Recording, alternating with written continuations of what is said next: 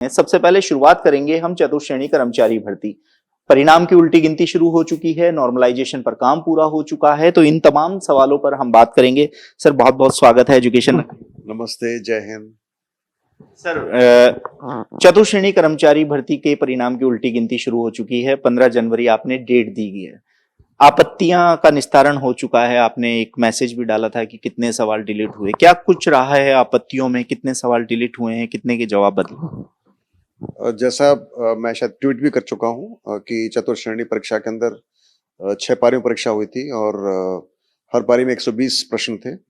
तो उसमें ना के बराबर डिलीट हुए हैं, यानी कि लगभग मिला के 10 क्वेश्चन 6 पारियों को मिला के डिलीट और एक आध क्वेश्चन का 2 क्वेश्चन का बदलाव हुआ है। तो बहुत ज़्यादा तब्दीली नहीं है। हर पेपर में एक दो या 2-3 सवाल का डिलीट या बदलाव होने का है।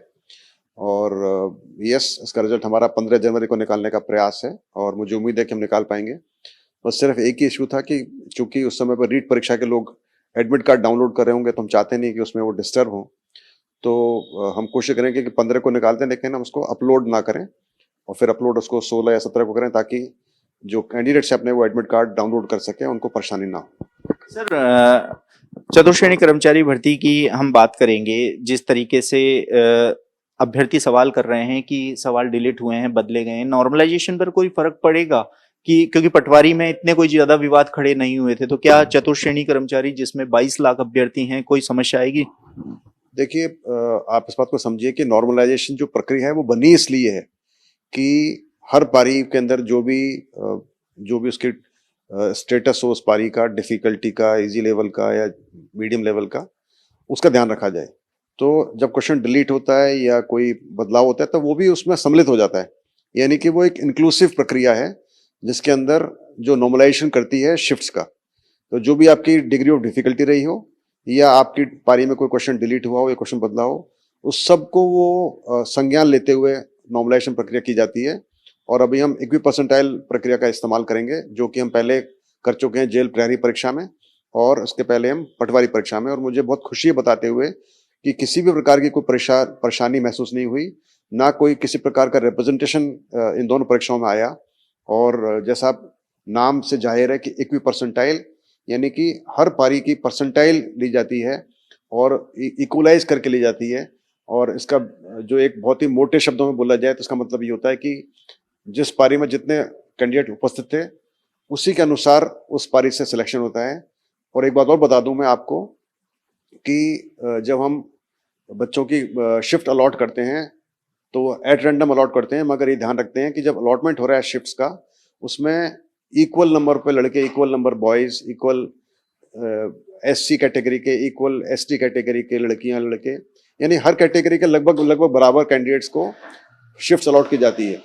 और उसी प्रकार से जब सिलेक्शन होगा, उसका भी सिलेक्शन भी इक्वी पर्सनल का यही फॉर्मूला है कि उसमें भी लगभग लगभग बराबर बच्चे परसेंटेज के हिसाब से सिलेक्ट होते हैं हर पारी से। और उस पारी के अंदर भी लगभग लगभग सेम परसेंटेज एससी लड़के, एससी गर्ल्स, ईडब्ल्यूएस लड़के, जनरल कैटेगरी जो भी है, उस सब का लगभग बराबर रिप्रेजेंटेशन होता है। तो ये बहुत ही बेहतरीन प्रक्रिया है, ये वेल एस्टेब्लिश प्रक्रिया है, जो कि आईएसआई ने सजेस्ट की थी एनटीए को, करेक्शन एसएससी को, और हमने भी उसको अपनाया था। और उसी के आधार पर ये जेल प्रहरी और पटवारी परीक्षाएं हुई थी, जिनका नॉर्मलाइजेशन हमने किया था। और इसी माफिक हम चतुर्श्रेणी के अंदर नॉर्मलाइजेशन करेंगे। मुझे पूरी उम्मीद है कि सभी कैंडिडेट्स इसको समझेंगे और किसी प्रकार के उनको कोई पीड़ा या उनको कोई कंफ्यूजन या परेशानी इससे नहीं होगी। सर चतुर्श्रेणी कर्मचारी भर्ती में एक मांग पुरजोर तरीके से उठी थी पद वृद्धि की। लगभग अब ये असंभव नजर आ रहा है। पहले युवाओं ने सरकार से मांग की, अब मैं लगातार सोशल मीडिया पे देख रहा हूं कि वो आपको ट्वीट कर रहे हैं कि सर पद बढ़वाओ। किस तरह की पदों का ये कंफ्यूजन है, क्या ये क्लियर हो चुका है? देखिए, चतुर्श्रेणी कर्मचारी भर्ती के लिए 54,000 पदों की भर्ती हो रही है, जो कि एक अच्छी संख्या है। इससे पहले आज तक कोई भी परीक्षा, कोई भी भर्ती राजस्थान के इतिहास में इतनी बड़ी नहीं हुई। एक दूसरी परीक्षा हुई थी जो L1 L2 की, उसमें मेरे ख्याल से लगभग 50,000 से कम पद थे, लेकिन वो भी L1 और L2 अलग अलग पद की भर्ती थी। लेकिन ये पहली अकेली ऐसी भर्ती जिसमें एक ही पद के ऊपर 54,000 कैंडिडेट्स को हम सेलेक्ट करेंगे। तो ये पहले से ही काफी बड़ी परीक्षा है और सरकार ने बहुत ही पहले से ही इतने नंबर्स जुटा के ये परीक्षा करवाई है, तो ये मुझे लगता है कि अपने आप में एक इतिहास बनने वाला है।